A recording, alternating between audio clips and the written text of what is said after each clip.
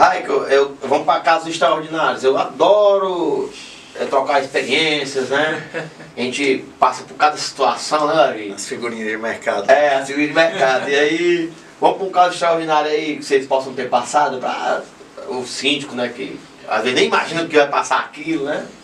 Sim, um dos nossos primeiros casos, né? Que ilustrou bastante, assim, digamos assim, a diferença que nosso serviço faz dentro de um condomínio. Foi quando a gente entrou lá, existia uma manutenção, um laudo de inspeção predial, vamos dizer assim.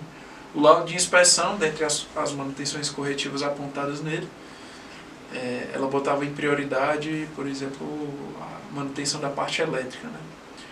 Só que aí, à medida que a gente foi fazer uma primeira vistoria, a gente achou danos estruturais críticos, entendeu?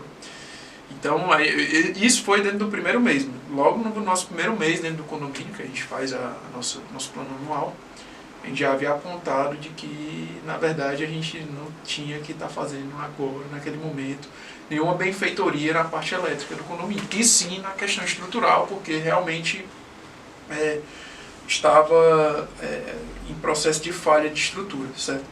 Daí, nesse processo, a gente convocou um segundo engenheiro para fazer uma auditoria do caso, e esse é um engenheiro calculista aí, bem conhecido na cidade. Ele fez a vistoria dele, fez os testes dele e apontou que realmente se tratava de um caso crítico.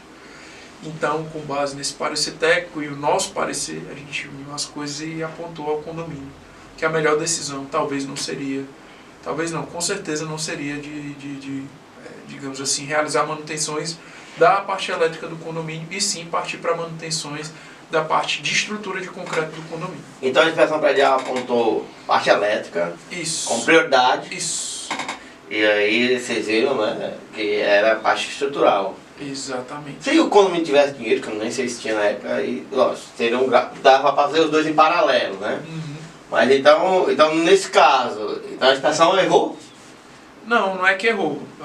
Ela na verdade, eu não posso dizer se ela acertou ou errou, porque existe uma questão de temporalidade nessa questão. Sim. É um ponto que a gente frisa bastante.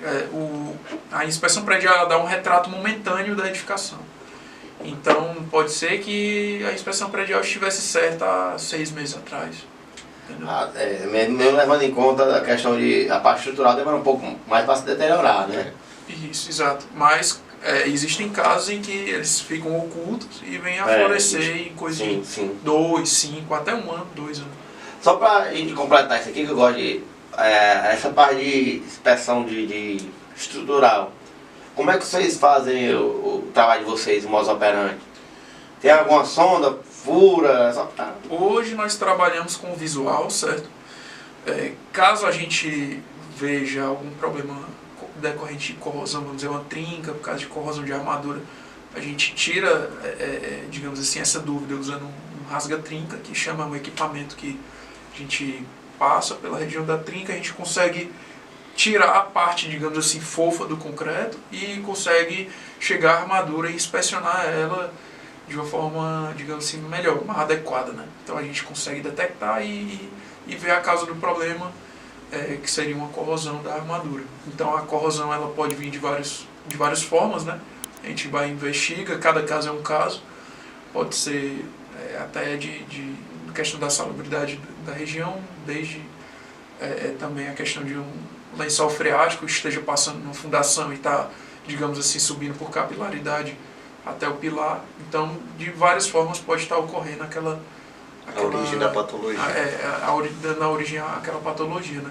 Então, nisso a gente vai investigando, cada caso é um caso.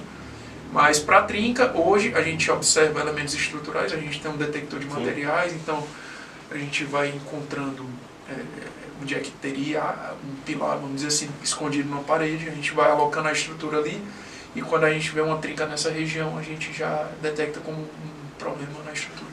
Eu gosto de falar, um pouco também da minha vivência, parte de movimento, trabalho de uma maneira investigativa, e isso é muito prazeroso, né? Isso.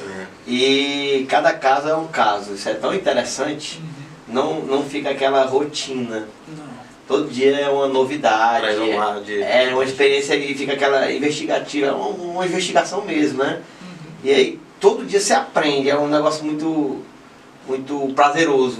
Eu acho muito importante esse trabalho de investigação. É investigação mesmo, né? E as soluções que são aplicadas não são as mesmas. Mesmo que tenha um estudo, a literatura diga como é que faz, mas é caso a caso, você vai estudando e vai tomando decisões, é uma coisa muito interessante essa parte. De você observar, né, uma patologia e dizer assim, não, deixa eu puxar esse equipamento para tirar um registro, colocar isso num grupo, deixar registrado. E mesmo a experiência, toda a análise, todo o estudo nisso, a visão que você vai ter, uma solução não se aplica igual a essa outra, né? Acho que isso é que deixa o trabalho da gente, porque também tem uma parte investigativa de bombas e sistemas e parte elétrica, né? Isso é o que me move, o que me dá prazer, essa investigação, essa curiosidade. Essa curiosidade, esse futricado que a gente dá na sorte, acaba encontrando uma novidade ali. Sim, e é engraçado que quando se acha o problema, às vezes coisas tão simples elas conseguem fazer com que estruturas tenham um dano tão grande. Com certeza. E às vezes é só uma pessoa que viu aquilo ali, começou daquela forma e não deu a real importância para aquilo, mas depois dá um prejuízo tão grande. Com certeza. E engraçado essa análise, não, começou aqui, veio para cá e com isso causou tal coisa. É o que a gente chama de escalonamento, né? As coisas, digamos assim, elas vão entrando os problemas eles vão entrando num efeito bola de neve, vão causando danos em outros pontos e isso vai acarretando, digamos assim, uma necessidade de manutenção cada vez mais incisiva, causando mais oneração a cofre e por aí vai seguindo, né? Sim.